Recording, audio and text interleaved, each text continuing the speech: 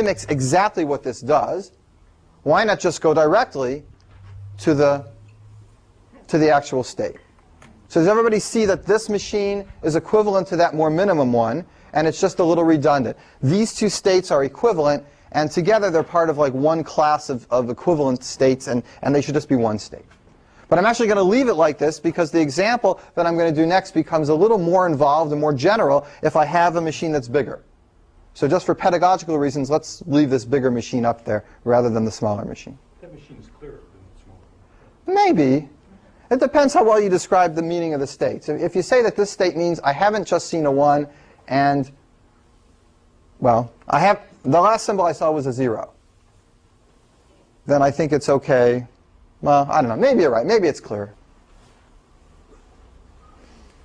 All right. So here's what we're going to do. We're now going to go ahead and try to reverse this. We're going to try to make a machine that accepts the reverse of this language. That means every 1 has at least 2 zeros immediately preceding it, rather than 2 zeros coming after it. We're not going to try to do this deterministically straight up, because it's a nice exercise, but it's not what I want to do right now. What I want to show you how to do is how to reverse any machine completely mechanically.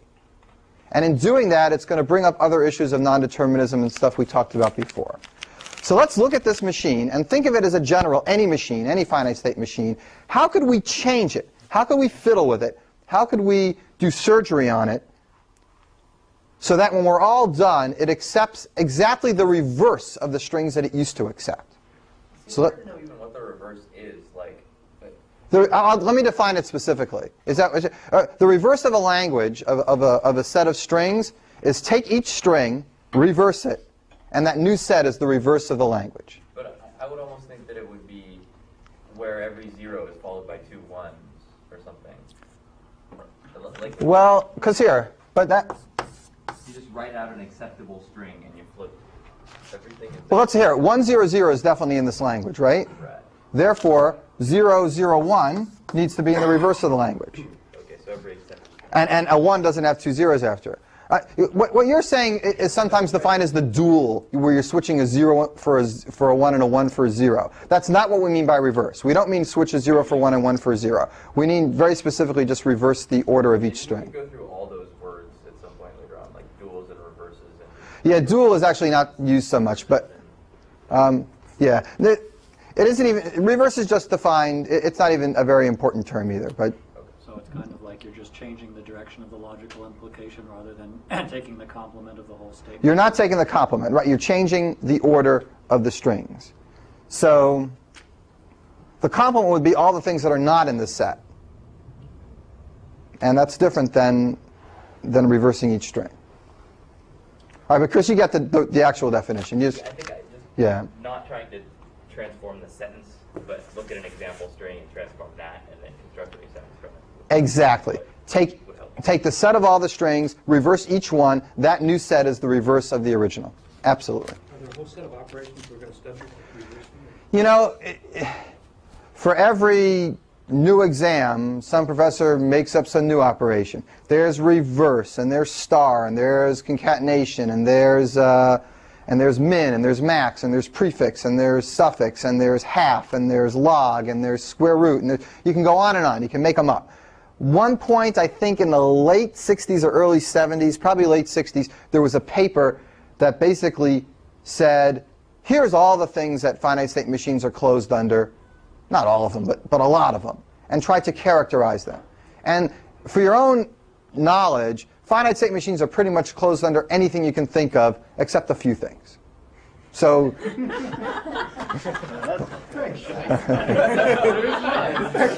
clear as mud, yeah. Well, the truth is you're pretty safe with finite state machines. They're closed under most things. The other levels we talked about, especially the levels between finite state machines and Turing machines, are not closed under everything. But finite state machines are closed under most things. And what do you mean by that exactly? oh, all right.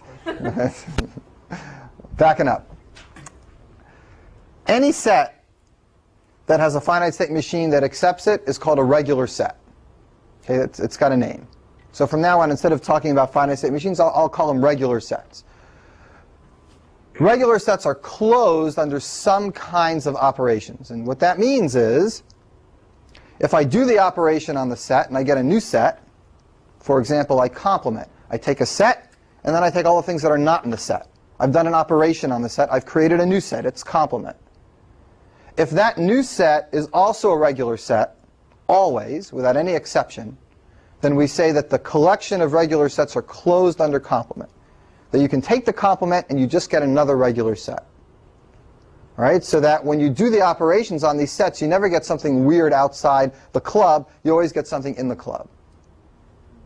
It'll take a different finite state machine. A different machine. Accept it, but it can still be accepted. It might even be the same finite state machine if you really got a peculiar example. But, right, usually a different finite state machine, but it has to be a regular set. There will be some finite state machine. So by outside that world, you mean something like being uncountable? Or Something like being a context-free set or a Turing machine level set.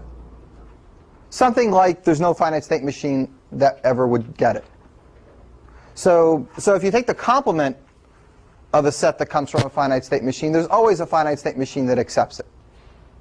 In fact, that's an easy proof. We talked about it yesterday. Here's a finite state machine that accepts this set. What's a finite state machine that accepts its complement? The answer is take the final states, turn them into non-final states. Take the non-final states and turn them into final states. Just toggle the final and the non-final state. So everything that used to get rejected now gets accepted, and everything that used to get accepted now gets rejected. So the new machine accepts the complement of the machine that this represents. So regular sets are closed under complement. So if you can think, if somebody gives you a problem and you can't figure out how to do it, but you know how to do its complement, so just do its complement and then mechanically convert it. Same thing with reversal, and same thing with many, many, many other operations. Union, intersection, and lots. In the case of this example, the regular set would be out of any binary number, the set of all binary numbers that have at least 2 zeros falling into 1. That's the set. It's the actual. Yes, the set is all the binary strings that anytime there is a 1, there are at least 2 zeros that follow it. And now we're discussing the reverse of that set. We're wondering whether you can always get the reverse of a set using a finite state machine. Maybe reverse gives you something that might be hard to do, but it never does. Regular sets are closed under reversal. If you take a regular set, a finite state machine, and you reverse the set, you can always get another finite state machine that accepts it.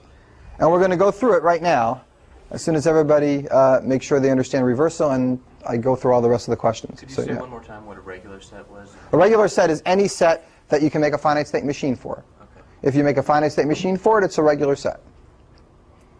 We're going to characterize these sets a little more carefully. I mean, regular sets are really well understood. There are machines that describe them. There are things called grammars that describe them. There are things called regular expressions that describe them. You've all played with regular expressions, right? They have it in all these web development tools. When you're searching for patterns, you say, I want this star, followed by this, followed by... So that's another way of actually describing these kind of machines, a different way. And we're going to show an equivalence between all those ways later on and really nail down finite state machines and regular sets as best as they can be. Yeah, Teresa. Theoretically, did all this technique exist before computer science, and what was it used for? Yeah, Neil asked this yesterday, and it's a very good question.